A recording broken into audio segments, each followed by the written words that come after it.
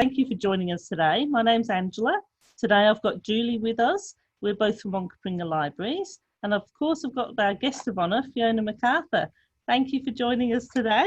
Thank you very much. I should pull that a bit closer. So I also wanted to thank Penguin Random House. It's been a pleasure working with those guys who've given us really top-notch authors over the last couple of months, which has been really good with the COVID times and not being able to run any in-house events. So, and it's given us all some really good new skills to learn too. Yeah, I'd also like to thank Dimmicks at Glenelg, because they've been wonderful in stocking all of our authors. Dimmicks, Glenelg. Yeah, so all the authors that we are working with, they've made a big effort to stock all of the books, so you can purchase your books through them. Wonderful. And of course, if you don't want to purchase books and you want to borrow them from the library, then you can pop into the library, you can phone us, or you can jump online and put all the books on hold too. So we've got all the books. In fact, I've got my copy here that I've just finished reading. So I think that's all I need to say. Fiona, I wanted to say, with this book, I really loved the optimism that was in the book. Like, it was a real feel-good book for me. Yeah. And I thought the main character, when Maddie moves into that small town, and just her positive influence on the town, not giving anything away to all the audience out there, but the positive, but the positive influence, just them, like, because 2020, the buzzword of, you know, acts of kindness is quite strong, and that comes across in your book. But also the characters, the intergenerational, like the older people and the younger people, and everyone had a part to play. Was that really intentional in your books? Yeah, so intergenerational communication and sharing of wisdom between the really young, the middle, the older is always really great fun, because, you know, everyone's got so much to offer. And I really like the black and white that sort of melded into grey in this book. So, you know, I don't want people to be painted as all bad, you know, or all good. Everyone's human. And that was what this whole book was about. It was about us bringing out our best, but just sharing the kindness and actually helping other people lift out of where they were in their doldrums or their diseases or their, addictions. So it was a fun book. I wanted to write Maddie's book. I've always been very admiring, honoured, amazed by young mums, because as a midwife for 33 years in a small country town, I had a lot to do with younger mums in a group called Tim Tams. So it's Teenage Information Mornings, Teens as Mums. And nothing to do with biscuits, but we did bring them in. We always had biscuits. We always had Tim Tams. We never told Mr. Arnott's. But anyway, I just love the young mums. And I try to have a young mum in my books, because they just amaze me with their resilience. And I try to have an older person in the books, because I just love, I don't know, the wisdom and the humour that older people have. They have really great humour. I wrote a book called The Homestead Girls, which I don't have here. And there was the favourite character that everybody loved was Lola, who was the oldest person there, you know. So, yeah, good fun. So obviously I'm going to ask you a few questions, and then halfway through we're going to go with Julie, who's going to ask any audience questions. So if you are in the audience and you want to ask any questions of Fiona, ensure that you put them in the Q&A button that's at the bottom of your screen. So if you can't see that, and you can hover over your screen and you can ask a question in the Q&A at the bottom, and Julie will present them to Fiona at the end. So don't forget that little trick. So my next question is, I know, because obviously, like, I like to Google all my authors and see what they've been up to. And I see that you've written, I was thinking about 40 books all up. Yeah, so 47. And I guess that there's different types of books in there. So there's fiction, there's non-fiction. There was the first book I ever wrote for Penguin Random House was a little book called The Don't Panic Guide to Birth, which was actually one I wrote for the young mums. And I didn't expect it to get published. I just put it out there in case. Otherwise, I was just going to print it out and give it to them, because it gets a bit disjointed, you know. People have lives that they can't actually come every week, or they don't have transport every week, and it drags and things happen. And I wanted to have a collection. So that was my first adventure with Penguin Random House. And this is my 8th book for Penguin. And it's been an amazing, amazing journey. Probably one of my funnest books, talking to the midwives in the library there. Aussie Midwives was my 2nd non-fiction book for Penguin Random House. And that was 19 Australian midwives and their incredible stories from all over Australia. And that was just brilliant and a really good source of finding interesting people to put in books. Because the Desert Midwife, which is this little one here, was actually about one of the midwives who worked out of Alice Springs. And I always wanted to write a story on that because of this amazing woman that I met writing this book. So yeah, there's about 34 or 5 romances, straight romances, but I didn't actually sell a romance or my first book until I put midwives in. And what I've discovered is that's my passion. So that's where my connection was with the audience. And yeah, ever since that first book that took me 10 years to finish, all you people who are starting your books this month, because next month is National Novel Writing Month, get to the end of your book, please, because it took me 10 years to actually finish a book. Yeah, but yeah, I've written one every year at least, mostly 2 or 3 since then. That's great. I did notice that they were published with different publishers. Yeah. Is there a reason you use different publishers? Are they all known for their differences? Like, you know, romance paperbacks might be very different from midwifery. Sure. Yeah, they are. Harlequin, Mills and Boon are straight escape novels. So I know I'm going to have a hero and a heroine, a couple of medical scenes, babies. There's a baby in every one of my books. And I know that that's sort of where it's encapsulated. When I write, and it's a 40 to 50,000 word book, so it's quite fast, 3 months maybe to write. When I write something like this, which is around the 90,000 word mark, it takes me 6 months, but I get to play with all those generations we talked about. I get to play with scenery, which I absolutely adore, and is one of those things we'll talk about later about this book. And I get to talk about different types of medical events, which is just not available in a small, short format. There's also a company called Chule in America who do Outback Bride books, and well, that's what I write for them. And I just love those. Those are just fun because I do them with a bunch of Australian authors. So we all write a little book in the same town, and that's really fun. And then there's the ones that I put out myself. So yes, lots of different publishers, but Penguin is my once a year, let's really soak in the Australiana. So I love it. Excellent.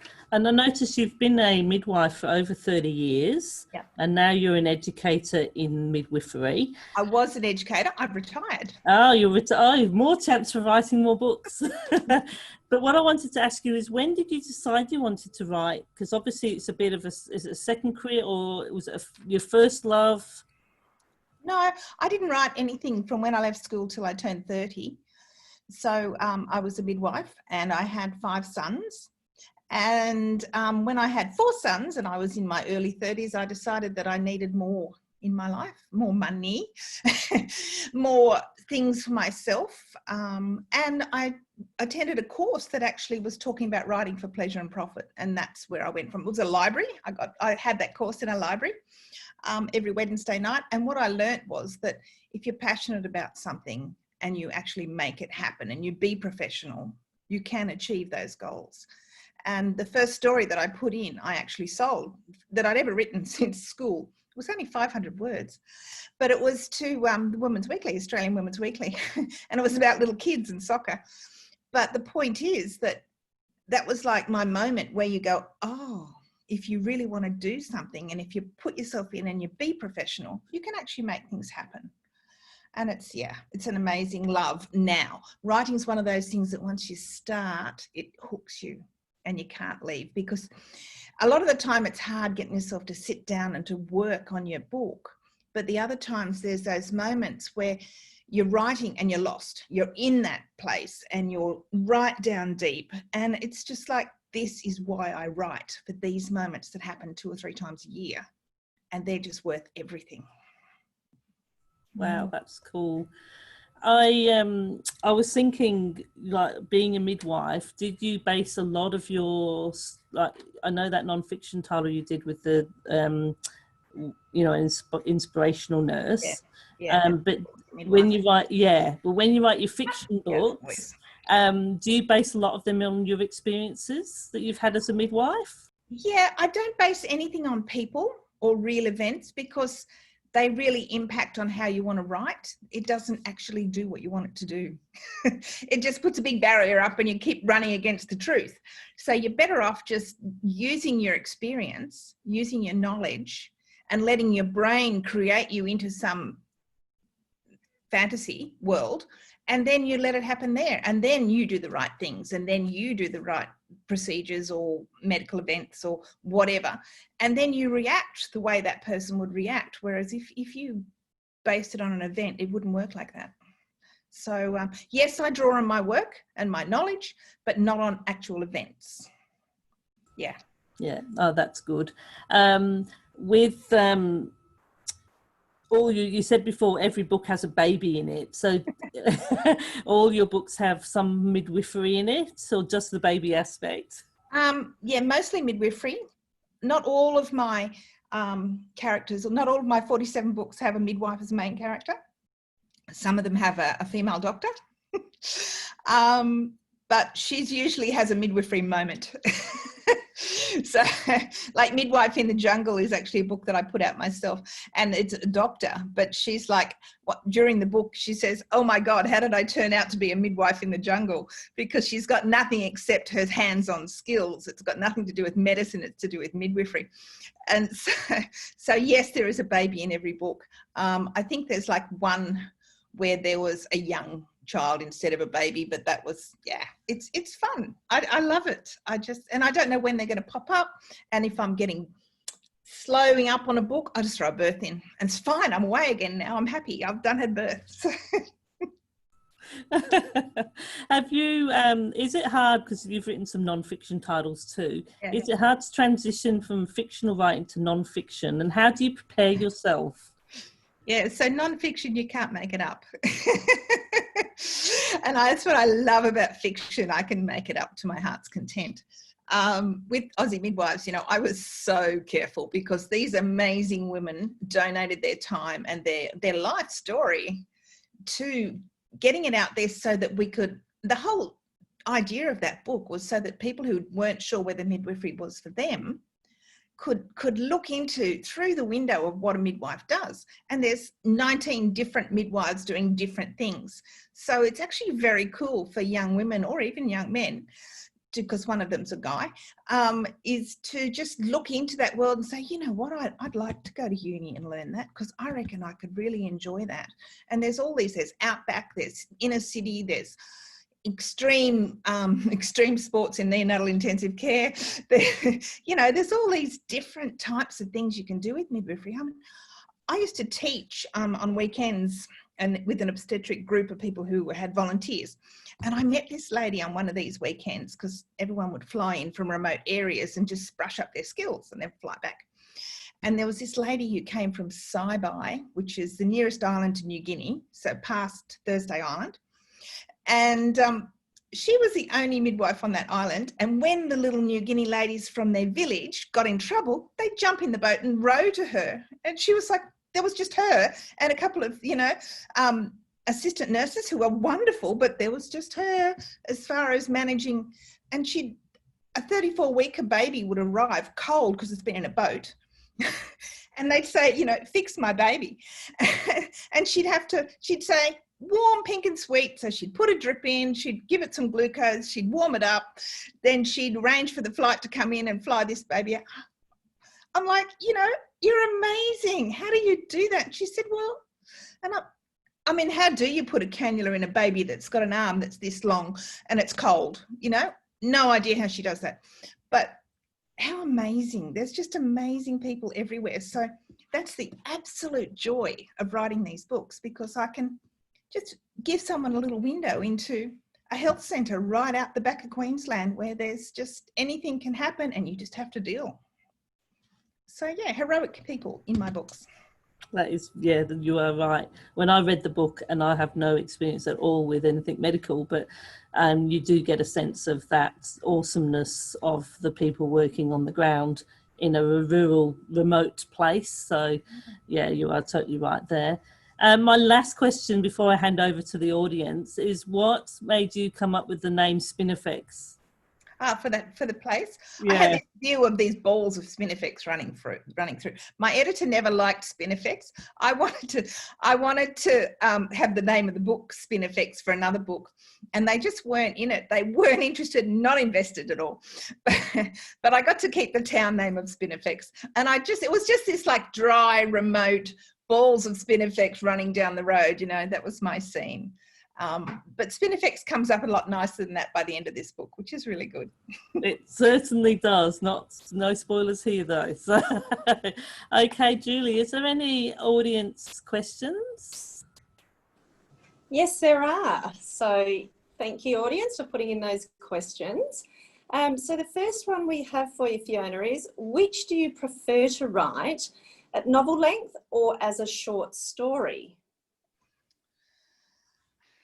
Yeah, difficult, because now that I'm in the middle of doing a big long one at the moment, which will be finished in a month, I'll be ready for a short one. Because it's really nice just to go with the emotions and the love and I just love it. It's really nice. I like romance. I love happy endings, and all of my books will have happy endings. So please do not be scared that I'm going to kill the hero or the heroine, because I'm not Nicholas Sparks going to kill anybody. Although I may kill somebody who, you know, needs to die. But apart from that, so small books I love writing, but yeah, it's really, really nice to sink your teeth in and go and visit places and have the pleasure of research trips, you know, going off to find places and meet people. And we drove to Broken Hill and had the most amazing time with the Homestead Girls and Heart of the Sky. And the lady that was on the station that we stayed at in the farm stay was just a heroine, you know. She was on the quad bike with the dogs on the back and she could do anything. And turns out she actually did her ambulance training with my husband 35 years ago. It was just like, so yeah, amazing, good stuff being a writer. I love it. Fantastic. Another question along those lines. One of your audience participants today has noticed that you wrote with two authors, which put your stories into the short story mode. And how many words do you consider a short story of good length? Sounds like we have a budding writer here. So we're talking short stories or we're talking short books? Well, perhaps you could enlighten us on both. Okay, so short stories, I imagine, would be 2,000 to 5,000 words, or, you know, 500 to 5,000 words. Anything once you get to about 10,000 words, which is all that Don't Panic Guide to Birth was, 10,000 words. That's not many words. That's sort of short story wise. Short book wise, novellas that you see on the internet for maybe $2.99 or $3.99, they're usually around the 20 to 30,000. Maybe 40,000, but once you get to 40 to 50 to 60,000, you're talking about the books that are, you know, $4.99 to $6.99 on Amazon. So I'm trying to give you an idea of where they would sit. I self-published wise, I like to write around the 40 to 50,000. So yeah, that's a short book for me. Wonderful. So I'm guessing the word count on your computer is your best friend to keep you on track there. When I was writing for Harlequin Mills and Boon in London, and I do write once a year for them as well still, so I enjoy that. I write one a year for Tulane America, I write one a year for Penguin Random House, and I want to put a couple of mine out as well. When I was writing only for Harlequin, I was having trouble hitting the 40,000 words, and that was what I had to get. Now I have to get 45 for them. And when I was first bought by Penguin, I was a little bit I was like, yes, I can do this, no problem, I can do that. Here's the story outline, I can do that. And then when I sort of signed on all the dotted lines, I thought, hang on a minute, I've never actually written anything over 45,000 words. How's this going to go? So what I did, I actually made myself, worked out how many days I had until it was due, worked out how many words I needed, and gave myself weekends off. And if I write 500 words a day, which is not very many, it's 2 pages, I can have a book in 6 months. And that way you actually stay with the people because you meet them every day. So you're sort of, a part of your brain is still with them. So if you do that 500 words every day, this is National Novel Writing Month next month, guys, November. Yeah, stay with them every day. Even if you do 1 page a day, that's 1 year and you've got a book that you are always going to write your whole life. It's so doable. So that's how I saved myself when I moved to big books from small books. Well, you make it sound all too easy. So good luck to all the budding writers out there. Never mind the fact that you need creative content and ability as well. Not just no, just let it go. Believe in it. Fantastic. Now, another question we have is, which authors, if any, have inspired you? Wow. And what are you reading at the moment? Okay, so which authors inspired me? So when I first wanted to write a book, and I had no idea, and I lived in a little country town, and I had 4 little boys under the age of whatever, 5 probably, and I really wanted to meet other writers. And I did meet, there was a writers group in town, and I did go there, but it was bush poems and things like that, which I actually did. I have bush poems, but nobody was writing a book. So my husband found Romance Writers of Australia, which was down in Sydney. And so here I was in Kempsey, and it was like, at that time, about 6 or 7 hours drive, maybe 8 hours. And it was their first ever conference in Sydney. And it was all these people bringing their knowledge of writing for Harlequin, Mills and Boon. It was like, oh my goodness. And my husband said, you should go. I was thinking, yeah, what do we do with the kids?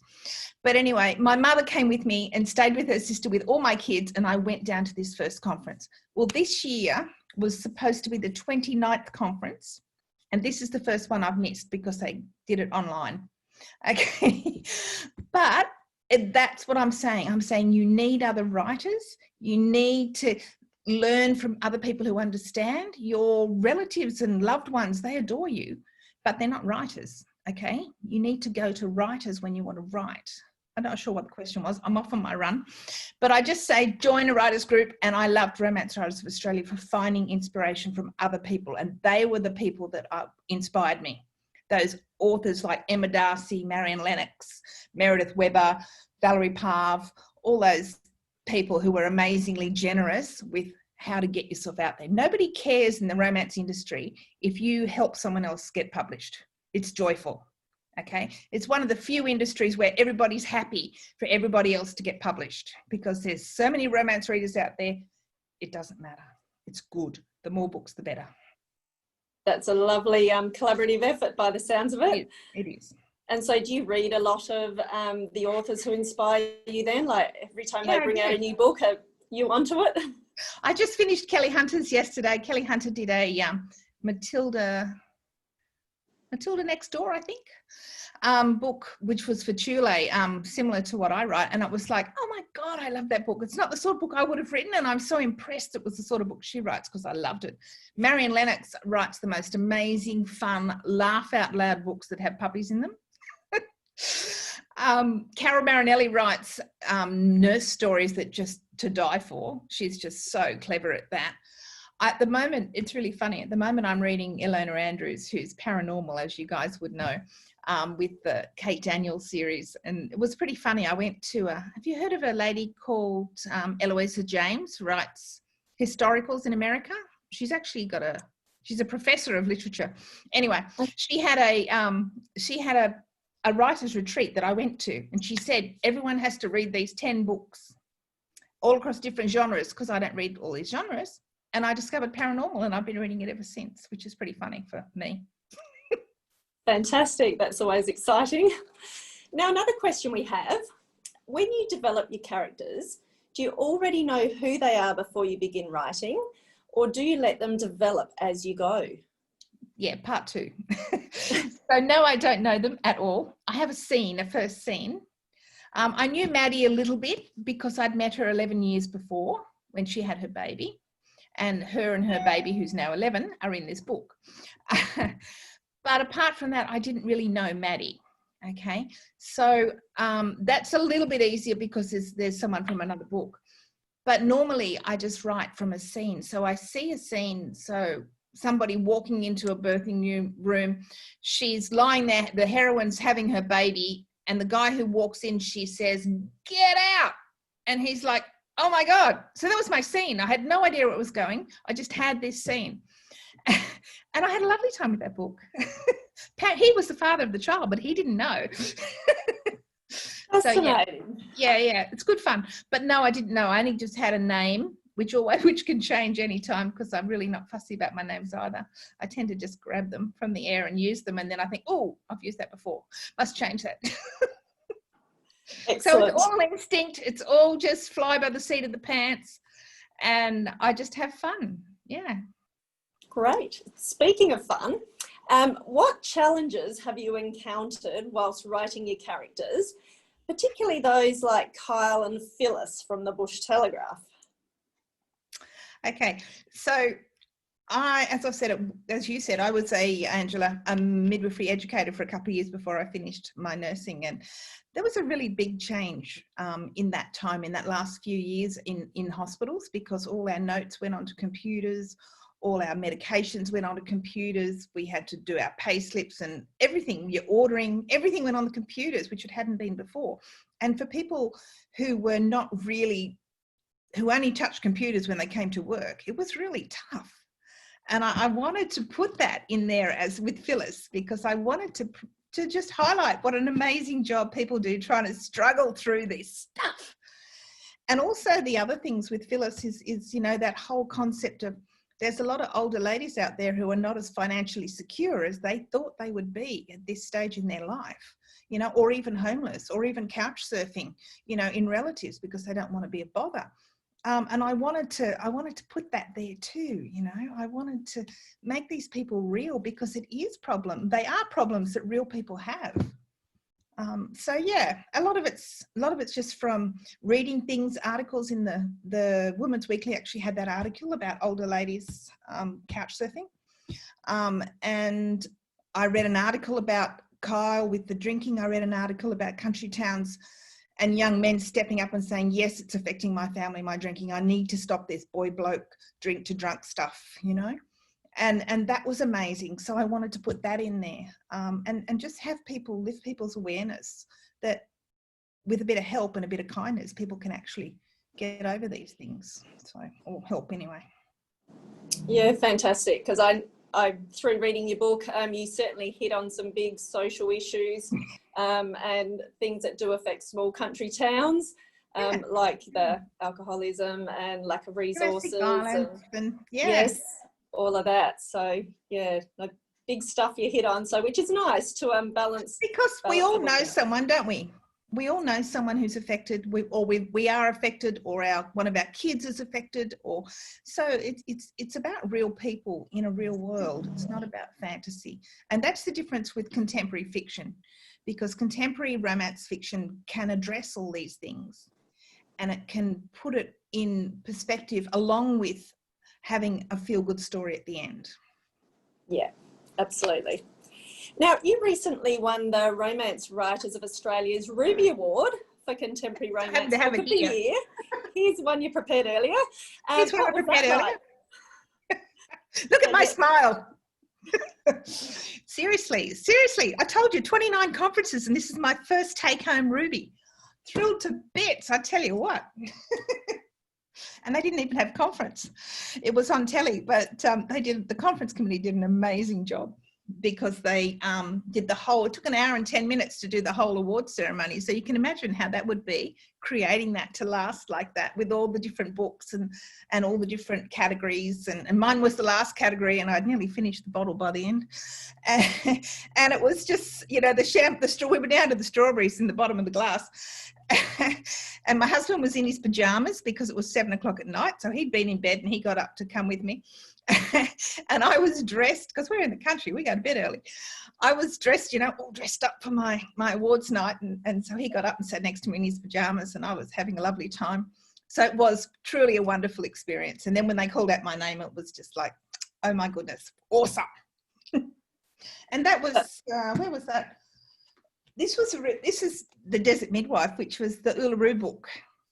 And just very quickly, I know I'm yakking, but interesting thing about Desert Midwife, when you asked about things that are challenging, was trying to make sure that I didn't do anything wrong in the portrayal of the Anangu people, because there's a fabulous Aboriginal mum who gives birth, twins in here. And yeah, I wanted to make sure everything was right. And the really interesting thing was I met a lady who works with the language groups for the Anangu ladies and the elders, and she took the books and all those parts and got them just to have a look and make sure I did all the right things.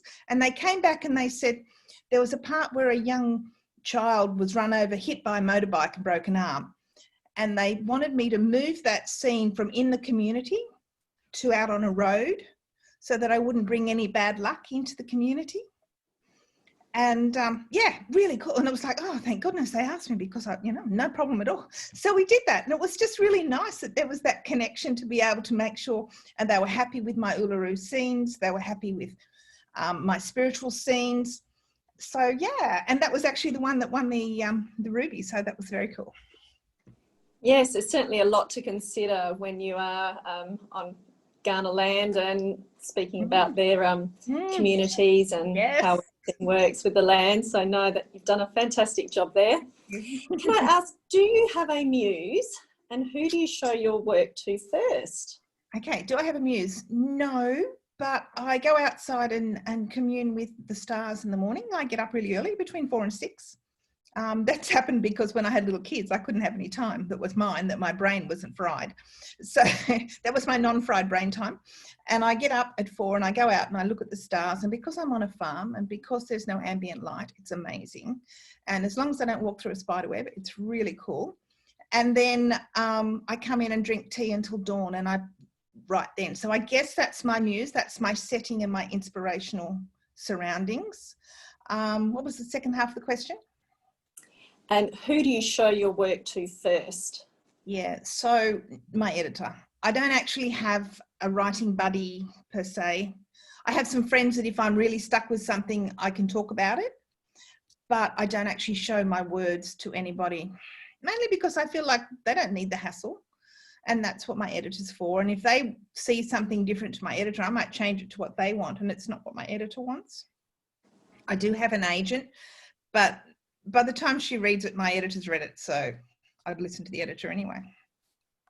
Fantastic. Now, another question from our viewers.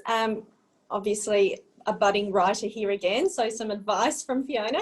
How difficult is it to become a writer for, say, Mills and Boon? Yeah, so as I said, it took me 10 years, but the slowness there was in the fact that I kept doing 3 chapters and sending it off. If I'd lifted my game and finished the whole book instead of doing 8 big different little books, I would have probably done a lot better. But finally, somebody, after 10 years at conference, thank you very much, Emma Darcy said to me, for God's sake, Fiona, finish the book first. And so I finished the book and sent it away, and oh my goodness, they bought it. So what I learnt was, for me, I didn't have that lift in my skill set until I finished the book, and then I could go back and I understood the characters. Perhaps it's different if you, as you were saying before, you know your characters really well before you start.